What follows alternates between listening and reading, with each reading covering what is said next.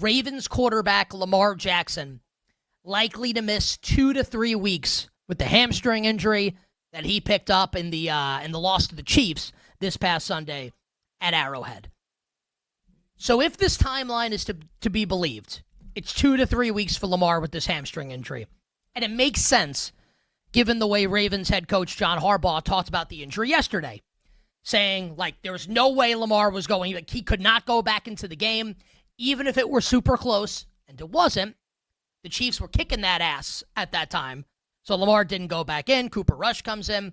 John Harbaugh says even if it were close, Lamar would not have gone back in. So when John Harbaugh says that, the expectation is that Lamar is at least likely to miss 1 game, and now we know it's probably going to be 2. So if the timeline's right, and it's 2 to 3 games for Lamar Jackson, that means he's only going to miss 2 because the Ravens have their bye coming up in week 7. And that is going to be a week where the Ravens absolutely have to heal up and get Roquan Smith back and get Marlon Humphrey back and obviously need to get Lamar Jackson back. So I think we can now approach the next couple weeks for the Baltimore Ravens and say, okay, they're not going to have Lamar, the best player on the team, multi-time MVP winner, a quarterback, maybe should have won last year, just saying. We don't need to relitigate that with Josh Allen winning.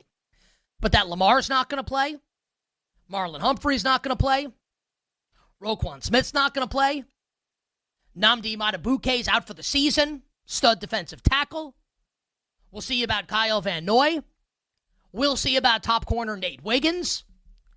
Jair Alexander is basically a healthy scratch every week. We don't know if he's going to play. So we can operate right now. This team's the walking wounded for the next 2 games. And we were detailing yesterday on the show as news started to trickle down about Roquan and Marlon Humphrey, the move in the betting market in the Ravens-Texans game on Sunday. And at the end of yesterday's show, we were at Ravens minus 3.5. And I don't know if I said this on air or if I said it off air to Femi and the crew. That is an in-between number. That is, we think Lamar might miss, but maybe he's going to play. If Lamar misses the game, the Texans absolutely have to be favorites. Probably not minus 3, but as close as you can get. And lo and behold, right now, at BetMGM, where you can make it legendary. And I hope you made it legendary earlier because BetMGM, the People's Sportsbook, was slow to move some of these futures numbers in the wake of the Lamar injury being out 2 to 3 weeks. The Houston Texans are now 2.5-point road favorites in Baltimore on Sunday. The total is 40.5. Next week, in week 6, the Ravens host the Los Angeles Rams. And we think this is going to be Cooper Rush for the next 2 games. And this becomes exceptionally fascinating now to think about. Not just from, hey, can the Ravens beat the Texans with Cooper Rush? Could they keep it close against the Rams? There are way more far-reaching implications of this Lamar news than just the next couple weeks. The Ravens are 1-3. They're still the favorite to win the AFC North, which says a lot about this division and the Steelers and the Browns and the pathetic-ass Cincinnati Bengals and whatever the hell Cincinnati put on tape last night in that loss to Denver against the Broncos. And in the AFC playoff picture, and as it concerns teams to potentially make the Super Bowl and win the Super Bowl. Yesterday, I kind of lost my mind, right? That the Ravens had a shorter price to win the AFC than the Kansas City Chiefs. The market is corrected. Baltimore is now the 4th choice to win the AFC behind Buffalo, Kansas City, the Chargers, which is really funny to me because I think they can't pass protect for Justin Herbert. I don't like the Chargers, but the Chargers are plus 650 and the Ravens are plus 750.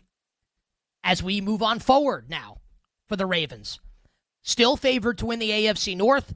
This price is now minus 135. It was way bigger even like an hour ago.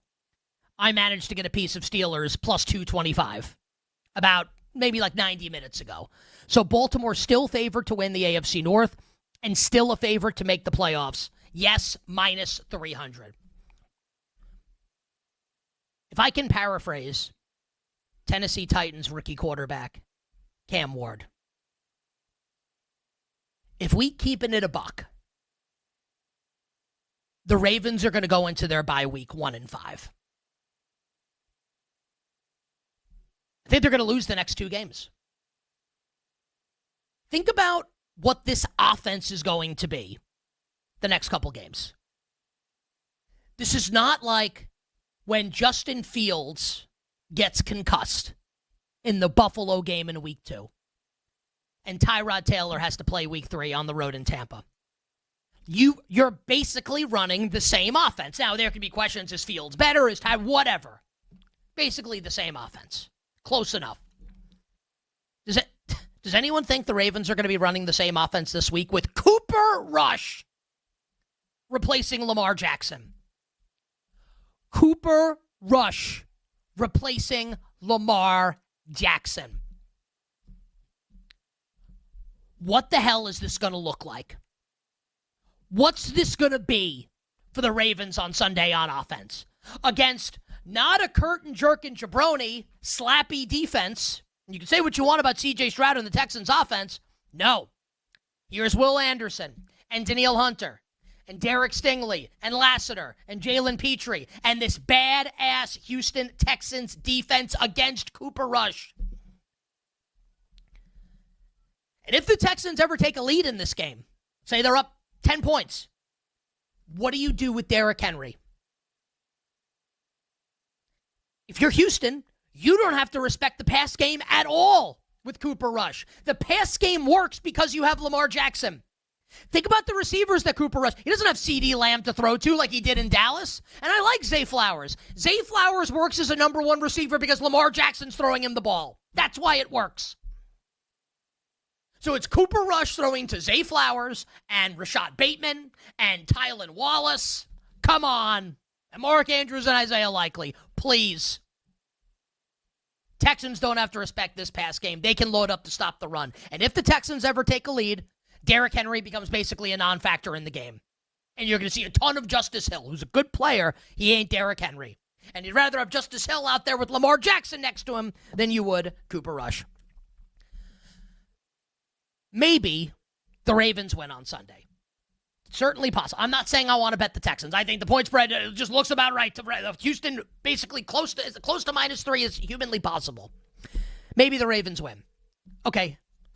Anyone want to make the case? Anyone. In our listening audience, in our viewing audience.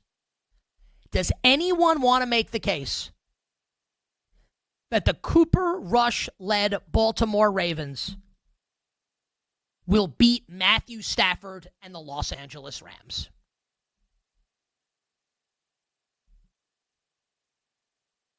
Not cover the spread. Win the game.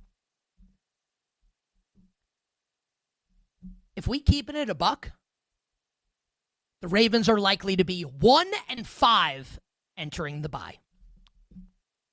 Okay. Now let's say that happens. And Baltimore's 1-5. And that's, the betting market will tell you that that's the most likely scenario. They will be dogs this Sunday, unless like Lamar miraculously, he's Wolverine, he miraculously heals. They'll be dogs this week and next week. Betting market says likely to be 1-5. Then we could have an interesting betting opportunity on the Baltimore Ravens at 1-5. Coming out of the bye, presumably getting healthier. Here is the Ravens' schedule coming out of the bye week. Let's assume they're 1-5. Home Bears.